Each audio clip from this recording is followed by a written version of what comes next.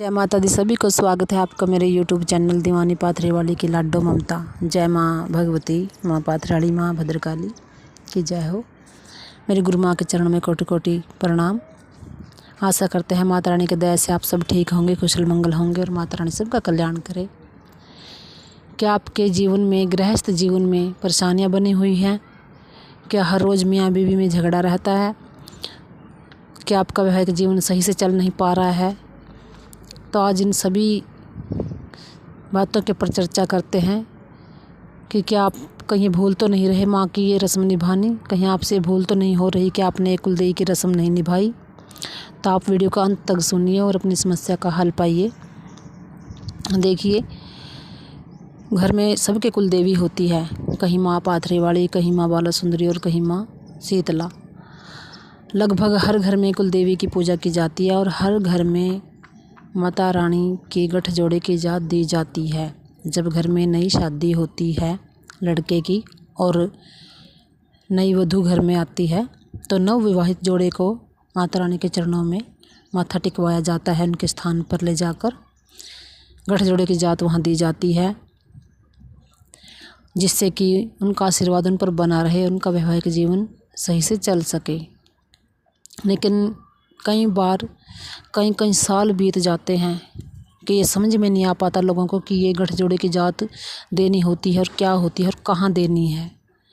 तो आप अपने घर में किसी बड़े बुजुर्ग से पूछ सकते हैं, आस पड़ोस में पूछ सकते हैं किसी से। तो जहाँ भी गठजोड़े की जात लगाई जाती है वही आपके कुलदेवी होती है।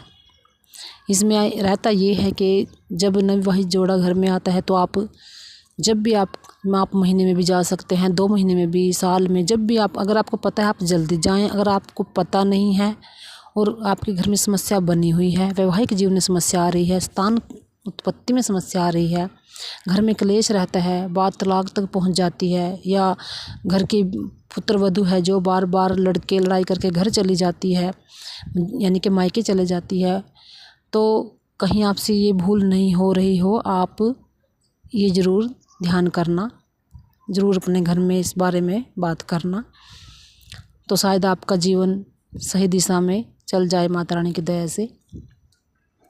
जब घर में नवविवाहित जोड़ा आता है तो जो गठजोड़े की जात होती है, जो जिन कपड़ों में फेरे लिए जाते हैं, जो दुल्हन की ओढ़नी होती है, लाल चुनरी, और जो दूल्हे का कपड़ा होता है सफ़ेद रंग का पटका, उनको वो पहनकर जाना होता है। अपने घर के किसी बड़े बुजुर्ग के साथ, घर की सासू माँ भी जा सकती है, घर का कोई भी बड़ा जा सकता है, या घर में कोई बड़े जेठ जेठानी हो वो जा सकते हैं, नंद जा सकती है, भाभी, आपके घर में कोई भी बड़ा हो आपके साथ जा सकते हैं।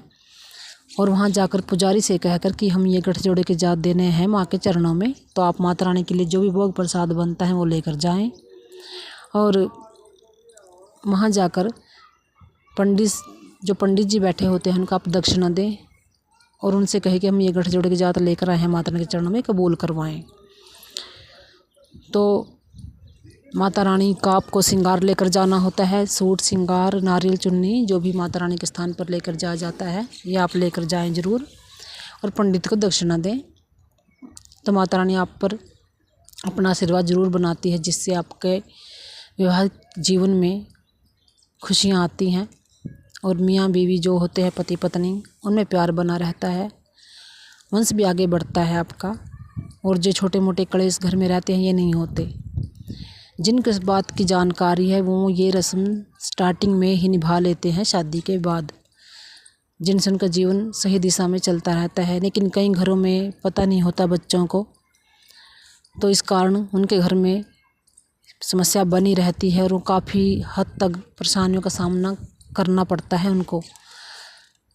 कई घरों में तो घर तक उजड़ जाते हैं इस छोटी सी भूल के कारण कि अपनी कुलदेवी को नहीं मानते। और दूसरा कारण इसमें ये रहता है कि शादी होने के बाद जैसे कुलदेवी की गठजोड़े की जात दी जाती है, वैसे ही अपने घर में आपके जो भी कुलदेवता है या आपके पितर हैं उनके लिए भी वस्त्र देने होते हैं, या तो आप पंडित को दे सकते हैं या घर के जमाई को दे सकते हैं शादी की खुशी के लिए, ताकि पितर शांत रहें और उनका आशीर्वाद भी बना रहे, आपका वंश आगे बढ़ सके। ये दोनों ही चीज़ें ऐसी हैं जिनको करने से आप अपने वैवाहिक जीवन को सुखमय और समृद्ध बना सकते हैं। सही दिशा में आपका जीवन चलेगा, आपका घर में जो रोज़गार है वो भी सही चलेगा और वैवाहिक जीवन भी सही चलता है, घर में सुख शांति रहती है। तो आप अगर ये भूल कर रहे हैं या आपसे भूल हो गई है या आपको याद नहीं रहा, तो आप एक बार ज़रूर इस बारे में सोचें। और अगर आप इस चीज़ को समझ नहीं पा रहे थे, तो अगर आज तक भी आप किसी कारणवश से इजाज़त नहीं दे सके हैं, तो आप ज़रूर जाएं, कभी भी जा सकते हैं अपनी गलती की क्षमा मांग के माता रानी से, और अपने जीवन में माता रानी का आशीर्वाद और कृपा पाएं, अपने पितरों की कृपा पाएं।